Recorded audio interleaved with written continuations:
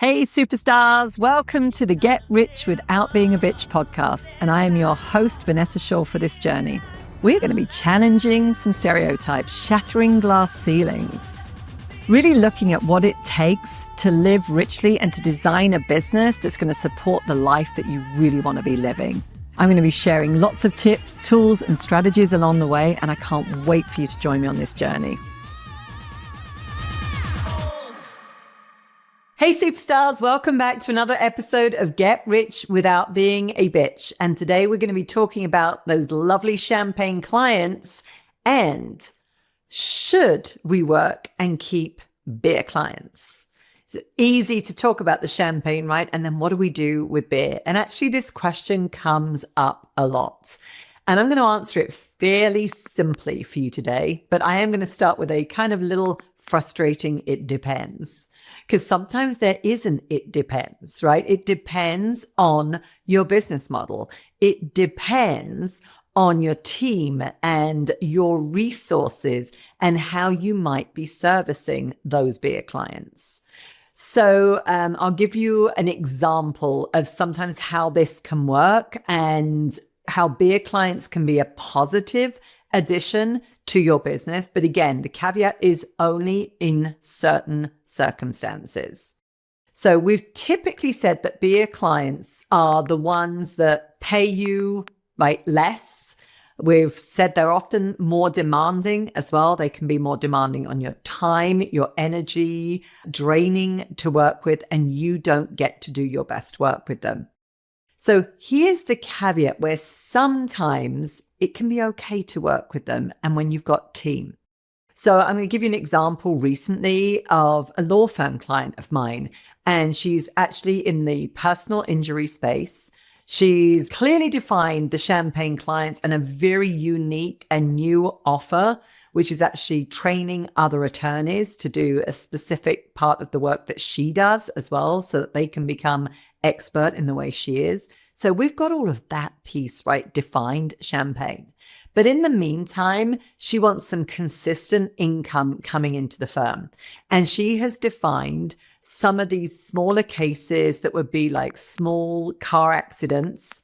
As she described them, bread and butter clients. They are really, really easy to deal with. It doesn't require a lot of work. And she has a paralegal that can frankly take care of all of them. And they're simple, it's very transactional, it's consistent cash flow. They still believe in the work that they're doing. They want to serve those clients. It's not that they don't want to serve them, but they're not the ultimate best fit clients for the firm and where they're going in their bigger vision. So sometimes that's a place where we can say, no, it really does work. Or there's a member of our team that actually really loves to serve them. And for them, they are a much better fit. But here's the piece for me around the distinction with beer clients where we don't keep them. If we are taking them on because we think we need the money and we're basically blocking capacity with beer clients that's preventing us from working with champagne clients, it's really going to sabotage your business model, right? And we're taking them on from a fear-based place.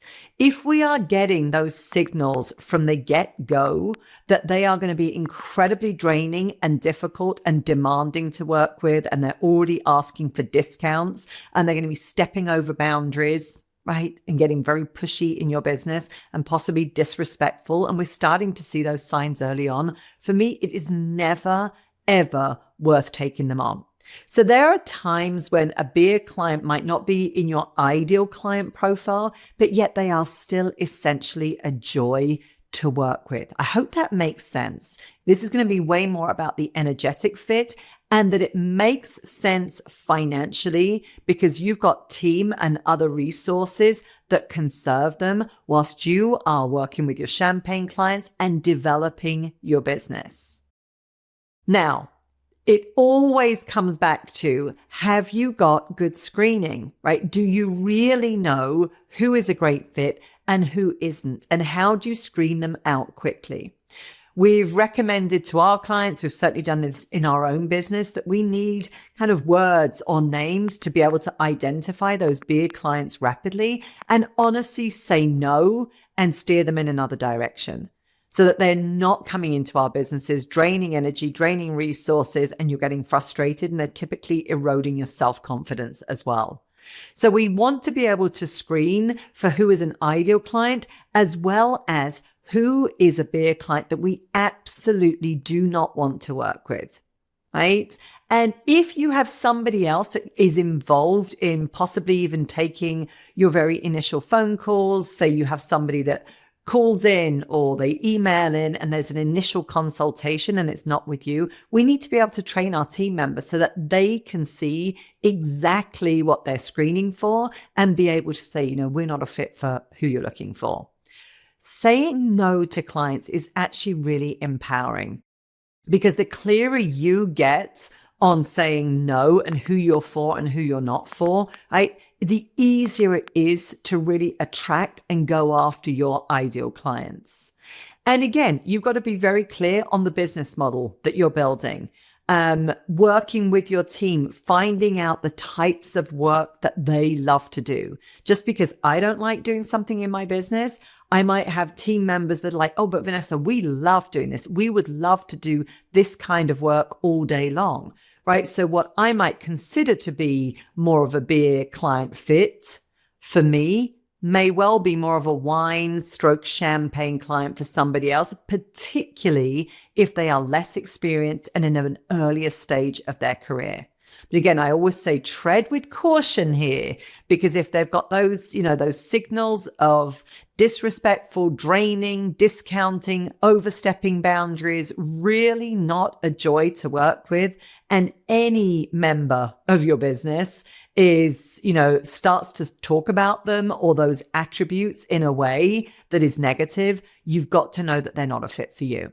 So I hope that gives you some food for thought. Again, it is a distinction. It's not a no, we never ever work with beer clients, because there are some places when it does make sense. And it might be, let's say it's cash flow, that bread and butter, somebody else is serving them, where you're working more strategically and with those higher level clients. But again, tread with caution here, and frankly, make sure that the numbers do make sense, really do make sense when you are taking on those types of clients. As always, I'd love to hear what resonated. Like, comment, share with some friends as well. And I can't wait to catch you on the next episode.